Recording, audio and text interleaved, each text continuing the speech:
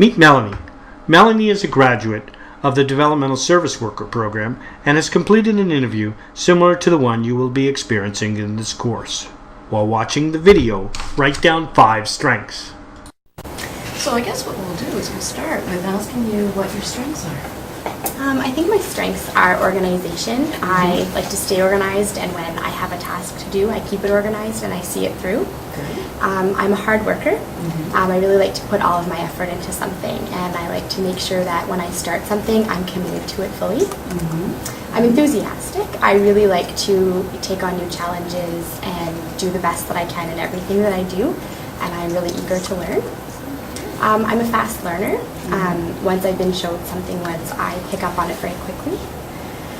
And I think I also have sort of, like fresh ideas just coming out of school, and I think that when I step into a placement, from learning from the other people that I work with, I can, contribute some really great ideas to a team.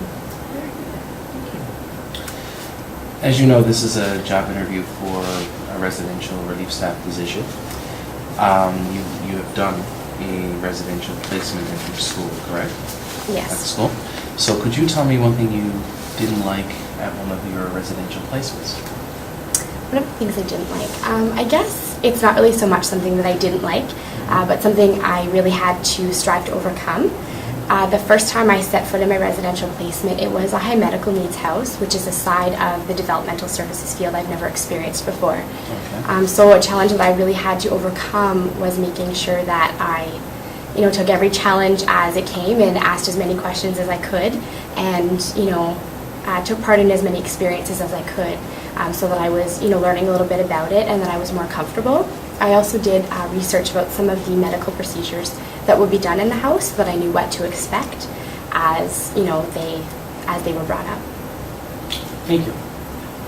Okay. Could you tell me how you would handle a client who is being aggressive toward another client? In a situation like that, I would first and foremost make sure that the safety of both of the clients was met. So for the client who was the aggressor, I would,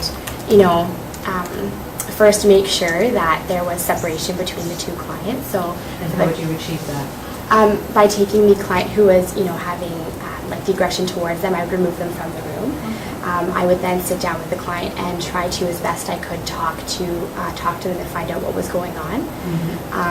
If what it was that they needed, time in their room or time to cool off, then I would direct them, to do so, and give them the option to come and talk to me when they felt they were ready to come to me with whatever issue they were having. And then just sort of go and talk to the other client and find out from their point of view what happened, so that I can gather both stories and better come up with the situation on my own. How would you handle a client who was having a seizure if that was to happen? If a client was to have a seizure, first and foremost, I would make sure that their safety came first. So I would make sure that any objects that they could potentially hurt themselves was out of the way. I would then ensure that they had as much privacy as possible, which would mean having other clients or other staff leave the room, covering them with a blanket and giving them as much privacy as they could, and documenting. So I would make sure that if I didn't have a piece of paper and a pen with me, I would make as many mental notes as I could. I would be keeping track of how long approximately the seizure was lasting, and making sure that I had good records, so that if 911 needed to be called, I could give them as much information as I could, or it can be documented in a seizure report for the house. Could you give me an example from your past? We've had lots of different placements here that would demonstrate how you would handle a crisis situation. In a crisis situation, I think first and foremost, again, client safety comes first.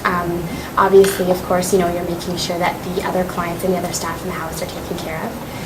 In a crisis situation, I think it's really important to find out from the client directly what's happening, and to try to, calm the situation before it escalates. Okay. Have you got an example of where you had a crisis that you handled? I was working with an individual at my residential health placement, and we were in his room cleaning up. And he has a tendency to have meltdowns. Not that he necessarily has tantrums, but sort of a sensory overload issue.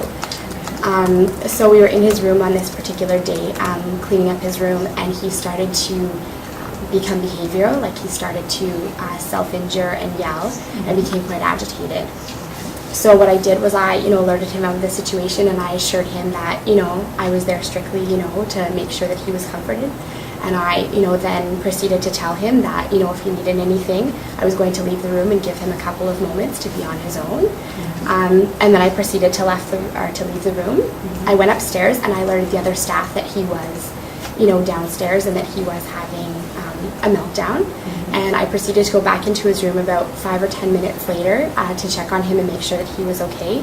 He had in fact calmed down, and we were able to talk it through, find out what the issue was, and we were able to come to an understanding together. So you recognized that you just needed to give him a bit of a break, as you were saying, Yes. sensory overload. So yeah, that can be very effective, can't Yeah. it? Yeah. Good. You're going to be graduating in about a month and a half's time. Mm-hmm. Where do you see yourself in 2 years?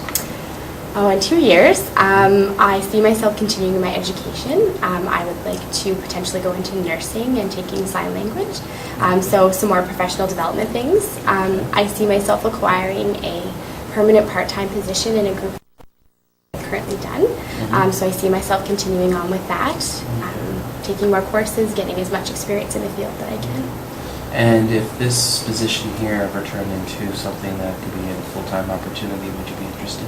Absolutely. Do you have any questions for us right now? This time? About the position? What sort of hours would it entail? Generally, when you start working with the agency, you're doing casual work. So usually the shifts are in the evenings. You have to be available at very short notice. And it can be anywhere overnights, evenings, weekends. We can give no guarantees of the number of hours that you can get. It's an entry-level position, so we're looking at on-call. So, part of it is that we will be requiring an availability list from you for when you're available. We hope that we hire you, that you are available. That's what our needs are, is, last-minute sick calls or filling in shifts for holidays, etc. So, it's shift work. So we expected to work weekends and nights, as you said. So that's the type of hours you'll be experiencing. Now, does your agency offer any type of courses for professional development for your employees? Yes, we do. We offer training in first aid, CPI. We also have workshops periodically, and those are coming up with notices in the program.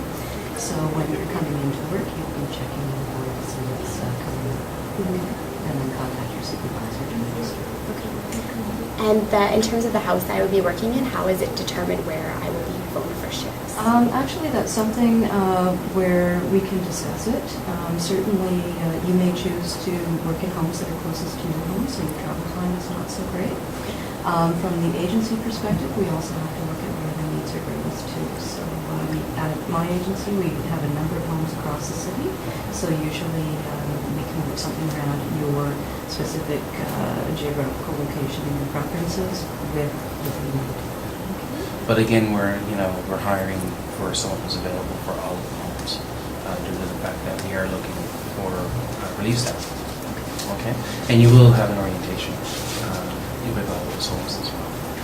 Okay. Any other questions? Okay, well, thank you very much for coming in, Melanie. Thank you very much. Nice to meet you. It's nice to meet you.